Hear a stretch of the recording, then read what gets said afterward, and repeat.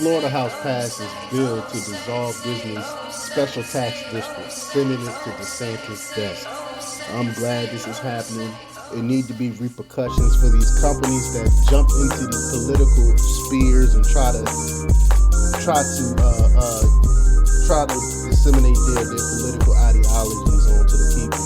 It should be stern consequences for this. But before we get started, go ahead and hit that like button, share this out so we can get this information out there. Subscribe if you're not already a subscriber, and hit that alarm bell so you know when I'm putting out new stuff. Also, check out my link tree in the description. It has a link to my Patreon where I talk about things I can't talk about here. It also has a link to my merch store where I have Let's Go Brandon t-shirts, I Will Not Comply t-shirts, tons of different t-shirts. Also a link to my mental health coaching and consultation page where if you're suffering from any type of mental health issues and you need some support, I could teach you coping skills and teach you management things and how to deal with that issues. All right, let's talk about this news.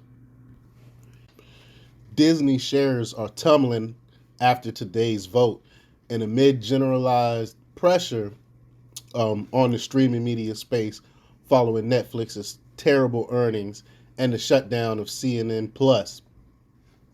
The feud between Florida Governor Ron DeSantis and Disney escalated to new heights on Thursday as the Florida House passed a bill to dissolve a handful of special districts, including the Reading Creek Improvement District, where the Disney World Resort resides. Quote, "It was unfortunate that Disney decided to wade into a political debate, an attempt to overrun a common sense law enacted by a duly elected legislature and signed by a duly elected governor with the support of the vast majority of Floridians," DeSantis press secretary Christina Pushaw had said.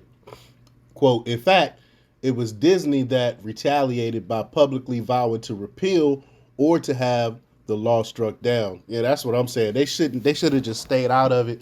It had nothing to do with them. They should have just said nothing. But the feud was instigated by Disney vocal opposition to Florida's so-called Don't Say Gay bill, which the governor signed into law late last month.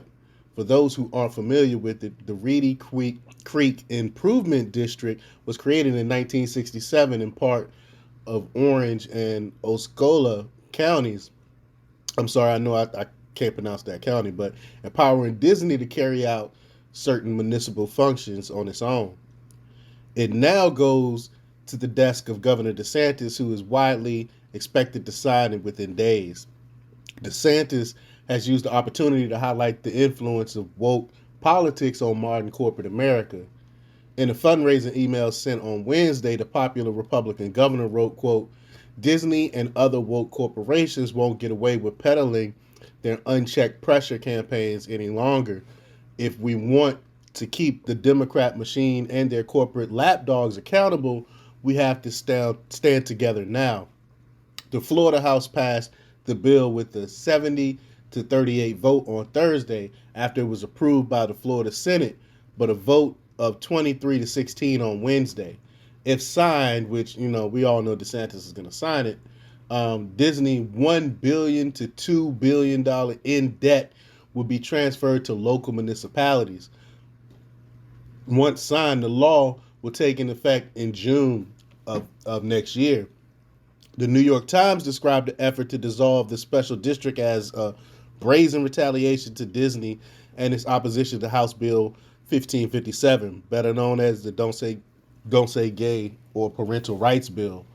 Disney employs nearly 40 lobbyists in Florida's capital, but despite this, the feud between the governor and the resort has continued to escalate. They should have just stayed out of it. Well, I agree with what saying. DeSantis 100%. He's making great decisions for Floridans. I wish we had more governors like him. But let me know what you think. Leave your comments down below. Like, share, and subscribe. And check out themarkrepublics.com for the latest in news. Until next time, peace.